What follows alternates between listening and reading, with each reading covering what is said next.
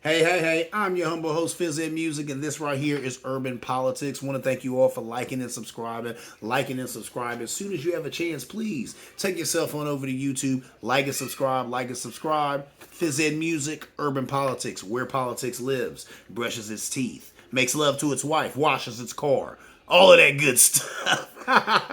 But without further ado, I want to jump right into it like a car and drive because there's all types of tasty and delicious politics to sink our teeth into. Number one, I want to talk about a young lady by the name of Alexandria Hunt.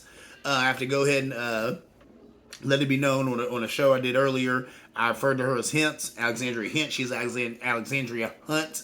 I apologize to her. You know what I'm saying? Here's my retraction. Her name is Alexandria Hunt. She's raising money for her campaign. She's running, you know what I'm saying, for the 3rd District in Pennsylvania. She's raising money for her campaign through OnlyFans. Through OnlyFans. That's right, you heard me right. She's 28 years old. She was a stripper in college, and now she's running for Congress, and she sells merch. And on the merchandise, it says elect hoes. So, of course, she's getting, a lot of backlash from that. Now, there are people who are supporting her. She said that she has gotten support from other sex workers who say, yes, we need this representation in Congress.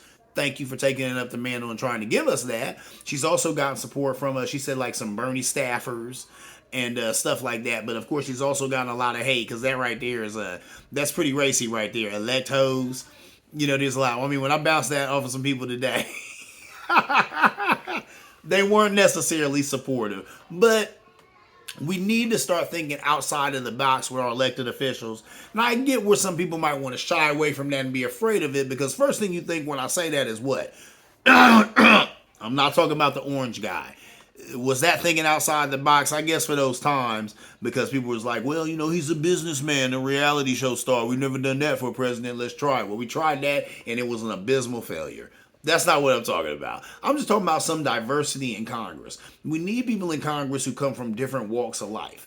This woman has some life experience, doesn't she? She was a stripper, and now she's got an OnlyFans account, right? So she knows what it's like to grind. She's a grinder. She's a regular person. She's been poor. She knows what it's like to struggle. Those are the type of people that we need in government.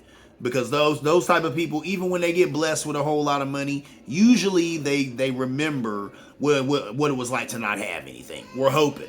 Or at least somebody is able to at least bring them back to those memories when they get too far out there. So those are the type of people that we need in government. People who are able to stay grounded. You get that with a person who was a sex worker. I'm sorry, man. That's real life experience. So, like I said, I follow her on TikTok. I'd vote for her in a heartbeat if I lived in Pennsylvania. You know what I'm saying? If I was in this 3rd District in Alexandria Hunt, she would get my vote. I was watching her stuff on TikTok, and she was showing a rally that she had. And, of course, it was sparse because a lot of people don't know who she is. And, her supporters were there, but there was just a few other people there, too, And I told her, keep going. This is how it begins. This is how it starts. Heck, I can remember seeing Barack Obama rallies that nobody was at because nobody knew who he was. That quickly changed. You know what I'm saying? So, she just got to stick with it. But I like that in her. I dig this. This is, what this is? This is new school politicking, right? This is new school politics. And the Democratic Party, you need to get up with it. The people you need to be propping up are people like this young lady, because she's hungry and she's not afraid to be different. Right? And she's taking all the hate that everybody got, you're a sex worker, you're the ass. Shut up. Shut up. You know what I'm saying? I'm a regular person. I know that regular people need some help. You know what I'm saying? I ain't going to get in here and just take a bunch of money and not do anything. Moving on, let's talk about jobs. This is America. We're all about jobs, or the lack thereof, or people who just ain't working them. They said 47 million Americans quit their jobs in 2021, more than any other year on record. Isn't that amazing? They're calling it the Great Recession. Oh my goodness. Working from home appears to be the catalyst or the kickstart to this whole thing, right? They say there were 4 signals that Americans were ready to quit. One was the backlog of resignations. Whole bunch of those resignations. They said there was a backlog of them. Widespread burnout. People just sick of their job, just sick of doing it, they're burned out. People going from life that fits around work to work needing to fit around life. That's huge right there. Remote work, working from home, went from about 15% of most jobs to now it's 50% of most jobs. And they said that happened after the pandemic. Before the pandemic, maybe working from home was 15% of most jobs. But after the pandemic, now they say it's 50% of most jobs, and most people don't want to go back to the office. If they can continue to work from home, they want to continue to work from home. So that's a difference. They were saying that there's a shift in how people live, and more people just want to work from home now. More people just want that peace of mind, that freedom, or whatever, to be able to be in their surroundings. Still be at work, still being productive, but being able to be in their natural surroundings. They said 53% of people say they're putting the focus on their mental health, and remote work allows them more flexibility. And that makes sense, and that's exactly what it is. When you're working remotely, if you need to go to the bathroom right now, you can do that. If you want to get a bite to eat right now, you can do that. You don't have a supervisor or boss breathing over your back. There it is. You know what I'm saying? I know that's why I like working remote. That's why I like not having to be stuck, to an office. Now, the job I do now, I can't leave the building, right? But you know what I'm saying? I do a lot of moving around, I guess, basically because the kids do a lot of moving around. But I did have a job where I used to have an office, and sometimes I could leave that office and go hither and thither and all that, and that was great. Sometimes I could work from home exclusively, especially if I had a bunch of logs or something to do over the computer. I just sit at home and do all that computer work or whatever. So that's cool, and that's very freeing, so I can understand why people enjoy that. I used to dig it a lot. If I could go back to that, I would, but my job right now is more hands-on than that. I literally work with kids, and I literally got to be in there in person to do it. Now, there were times, like when the pandemic hit, that there were pieces of my job that I could do remotely, and there are still some pieces of my job that I do remote, because there are kids that I work with right like this. You know what I'm saying? It's a Zoom conference. They jump in, and then we're doing a lesson over Zoom. And you can do that, but it's not the same as that face-to-face. And some kids, this doesn't work. Some kids have to have that face-to-face. That just TI is what a TI is. They were saying that people are quitting and getting higher paying jobs. Happens all the time. Happened where I'm at. There's plenty of people who have told me, yo, Ed, I'm leaving here and I'm getting, $4 or $5 more an hour to do what we're doing here. Come with me. Put me in as a reference. I haven't, because I love where I work or whatever, and I got other issues and stuff going on, you know what I'm saying? Sometimes you don't want to work and jump from the frying pan into the skillet, but I get that, and a lot of people have been doing that, you know what I'm saying? Because these days, a lot of people are really hungry for workers. They're paying a lot more money, paying a livable wage, and then some, so that's turning people on to leave where they're at and go somewhere. You always got to follow the money. Always got to follow the money, because at the end of the day, who's going to take care of you but you? So you got to follow the money. So I get that. They were saying 53% of people say, yeah, they want that flexibility. I get it. There's nothing better than that flexibility. It's the bomb. Moving on, let's talk about a young lady by the name of Nicole Hannah Jones. That's the creator of the 1619 Project. The 1619 Project was a project that she did with the New York Times, where she was using actual accounts of slavery, like actual account stories and stuff from actual slaves and stuff, and they're in this whole history lesson, basically. That's what this is. That's a history lesson, American history. Sad American history that for whatever reason they want to hide, but that's what it is. It's American history. And she put that together. She was on a show, and she made a comment. She said, Republicans are essentially a white party. Democrats represent the majority. I wish that were true. Or at least wish half of it were true. Republicans are essentially a white party. There's some truth to that. I mean, look, are there white Republicans? Sure there are. Are there black Republicans? Spanish Republicans? Yes. But the majority of Republicans are what? White folk, and the majority are white men. Older white men. That just TI is what a TI is. So when she said that, she wasn't too off the mark. But when she said Democrats represent the majority, I wouldn't say that. I'll say a lot of times, unfortunately, Democrats represent a party that just lives to kowtow to Republicans. Because that's all they do. You know what I'm saying? People went hard to get Joe Biden in there. He gets in there, couldn't get anything passed. Could barely get any of that infrastructure passed. Couldn't get any the climate stuff passed. Got the CRT credit cut off, the child, tax credit, that cut off, so he couldn't help people that way. So it's like a lot of the stuff that he's wanted to do, he just hasn't been able to do. Now, it isn't his fault. Joe Manchin. You have some people, I call them obstructionists, you might call them legislators. I call them obstructionists. They have been obstructing things for whatever reason. They have their own reasons. They have their own reasons. But because of them, that thin majority that the Democrats have, they really don't have. So a TI is what a TI is. That has held things up. So I can't really say that they represent the majority because they haven't really gotten anything that the majority wanted. So or wants. She also said Republicans are a white party who understand that they actually cannot win with majorities or can't win elections with majorities. That's 100% correct. And they did acknowledge that a long time ago. When's the last time that a Republican president, won the popular vote? I think it was George Bush Sr. That was a long time ago. So Republicans already know. They know their views are unpopular. They know their policies are unpopular. They know their stances are unpopular. So they don't talk about that. They just talk about a whole bunch of other crap that doesn't mean anything. They're going to talk about critical race theory. They're going to talk about transgender athletes. They're going to talk about everything except for, except for abortion. They don't want to talk about that because they know their views on that are unpopular, right? They don't want to talk about the minimum wage and how, the minimum wage needs to be $15 or more. Actually, in keeping with the times, the minimum wage actually should probably be $25 an hour. They don't want to talk about that because there's no way that they're trying to do that because remember, they're in bed with big business, and big business ain't feeling that at all. Because then big business would actually have to share a bigger piece of the pie, and they're not trying to do that. So that is the Republican Party that we're stuck with, that we're dealing with right now. That TI is what a TI is.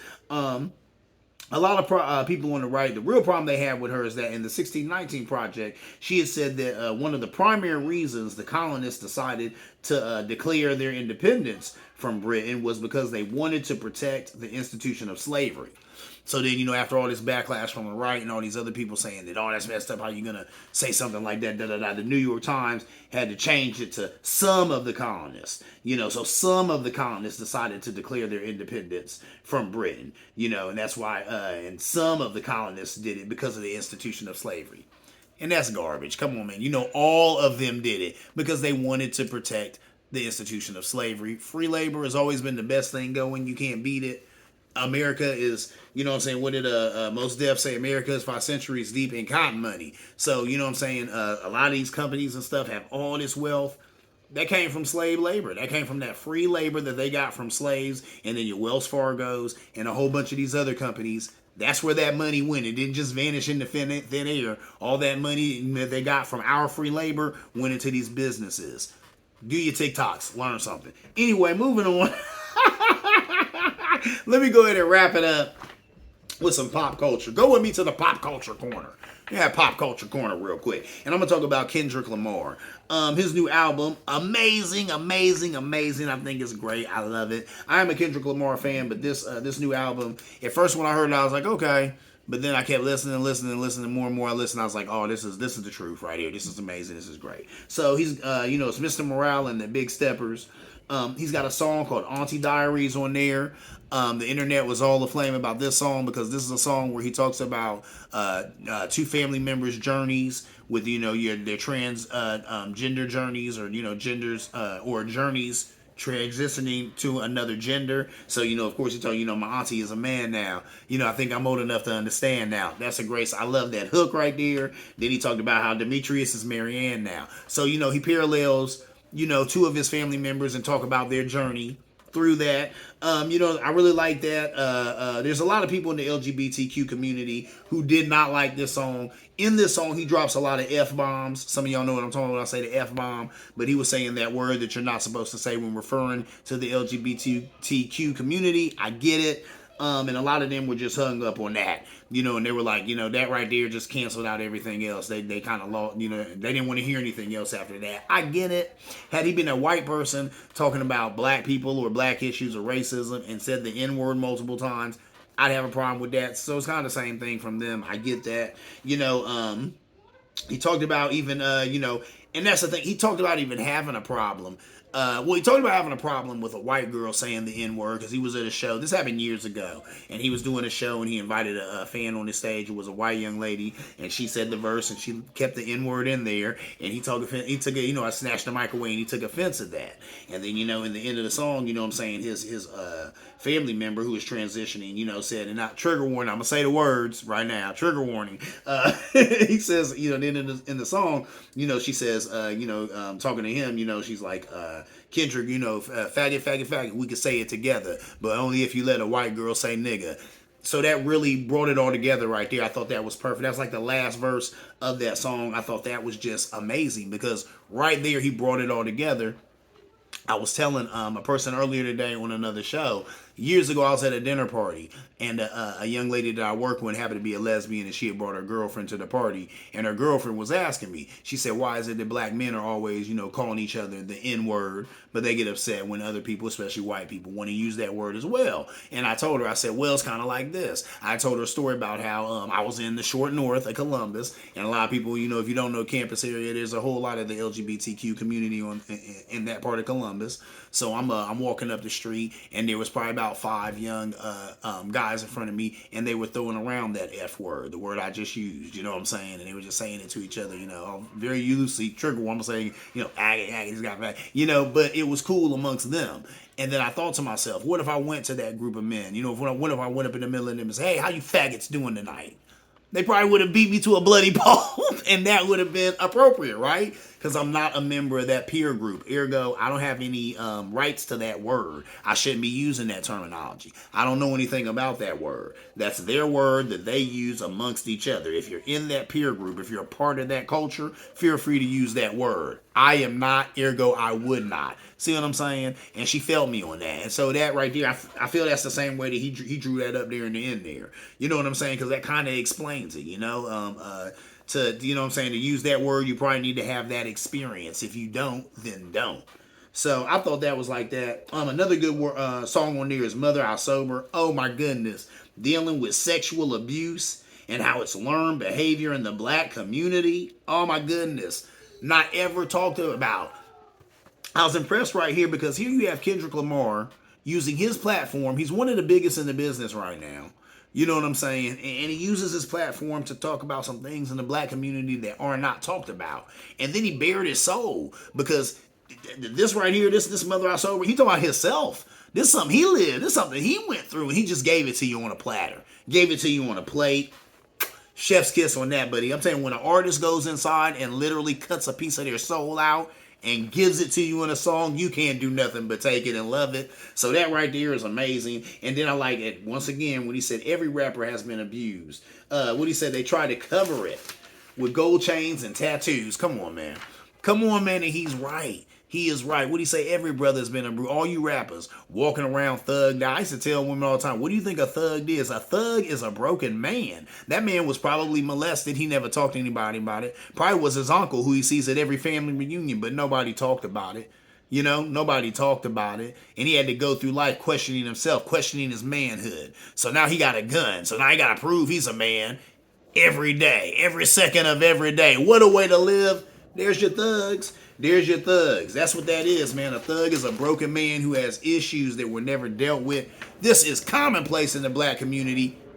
Kendrick Lamar talking about it. I'm blown away by that. So, chef's kiss to that. Like I said, that was, man, come on, man. They try to cover it up with gold chains and tattoos. That was pitch perfect, man. Come on. So that's an amazing album. I like the way he's dealing with these issues that never get dealt with, and he's speaking to them in such a pitch perfect and poignant manner. Moving on, let's talk about something that I think is just really got darn ridiculous. Young Thug and Gunna. Let me preface it by saying these are not necessarily two of my favorite MCs at all. Young Thug and Gunna. You know what I'm saying? I mean, when we're talking about great lyricists, about great rap MCs, these guys probably not be at the top of my list. But I do respect their fame, right? I respect the fact that these are two guys who do music that a lot of people enjoy, a lot of people like, and their numbers are huge. But with all of that said, look at how they're throwing all that away. Getting RICO and racketeering charges. Young Slime Life gang started by Young Thug in 2012. Fannie Willis, who is Fulton County's district attorney, said that they were responsible for 80% of the violent crime in that area. The 88-page indictment says they were involved in racketeering, theft, terrorist threats, used a murder to rent a car. I didn't even know that was a crime. Participating in a criminal street gang as one of its organizers. Some of the members involved in the murders going back to 2000, or involved in murders going back to 2015. Here's the meat of this sandwich. Eat it up. Jimmy Winfrey, who was jailed in 2015 for shooting at Lil Wayne's tour bus, is a Young Slime Life member. Did anybody have to tell you that? Is that a hot take? I don't think so. Oh my God. Why? Why? These guys are making millions of dollars legally. Millions. Young Thug, he's hot right now. He's on everybody's stuff everywhere. I see him in music and songs with everybody all the time. Gunner, that guy, you know what? He's a hell of a writer. This guy Gunner is an amazing writer, man. He's a really, really good writer. I guess, you know what? And let me tell you something. My son, he loves Young Thug. Yeah, my oldest boy, he loves Young Thug. And he's always told me, he said, Dad, Young Thug got bars. We would always disagree on that. But all I'm saying is, look, these guys got fans and they make plenty of money legally. Legally, they're making gazillions. Why the criminal stuff? Why can't we get off of that? But we got it honestly. They got it honestly. It's in their bloodstream. Why? You know what I'm saying? There was a time during construction, or reconstruction, when we couldn't get jobs. You know what I'm saying? They wouldn't let us work in their factories, wouldn't let us work in their restaurants. And there were a lot of brothers who hit the streets and found illegal things to do because a man's got to eat and they had kids to feed. So unfortunately, a lot of that stuff is just in us. We can't get away from it. Dr. Umar even talked about it too, how in the 70s they closed down a lot of the factories and stuff like that a lot of brothers was working at. So then he said a lot of brothers, what was it? They was either going to get on drugs to deal with the fact that they can no longer provide and feed feed their families, or they were going to start selling these drugs so they could provide and feed their families. And some of them cats started selling them drugs. And some of us just really have not been able to get rid of that. These brothers, you know what I'm saying? It's so sad, man. I'm like, and that's what it is, man. You know what I'm saying? You can take a brother out the hood, but you can't take the hood out the brother. And that's sad to think that they're making all this money legally. Legally, they're making millions. Legally, they make enough money to have all them Bugattis and all of that good stuff. The fancy watches and all that stuff they talk about. But you had to be doing this criminal stuff. Why? Because you wanted to live out your rhymes? Because you live in this fantasy life or something? You think this is a movie? And that's my thing, too. How about this? If y'all think this is a movie, well, how do all of those movies end? I love them all. I love gangster movies. Miller's Crossing, you know what I'm saying? Goodfellas. All of those movies. But how do they all end? How do they all end? They always end with what? The guy either going to jail for 1,000,000 years or dying. And in an alternate universe, if these guys were, I don't know, another color doing another type of music, maybe they could hide behind some lawyers and all this money that they got. But I don't think that's how this is going to play out. Because these are young black men, and I guarantee you, they're going to try and make an example of these guys. So I think their career is in the toilet. I pray I'm wrong. I really hope I'm wrong. But a lot of times when I say I hope I'm wrong, I end up being right. So that T.I. is what a T.I. is. I'm sad about that. You know what I'm saying? Because like I said, I'm not even the biggest fan of these guys' music. But just the fact that I'm a fan of that story. Here's some young brothers who come from nothing, able to make a whole bunch of money, able to be secure, their families secure, their children secure. And then they throw it all away because they still got street dreams, even though they're making millions legally. I don't get it. I guess I do get it. I kind of like what he explained it, but it's disheartening, sad. Anyway, that is my time, ladies and gentlemen. This has been Urban Politics. I've been your humble host, Fizzhead Music. Please like and subscribe. Like and subscribe over there on YouTube. Urban Politics, where politics lives. And as always, see you around like a donut.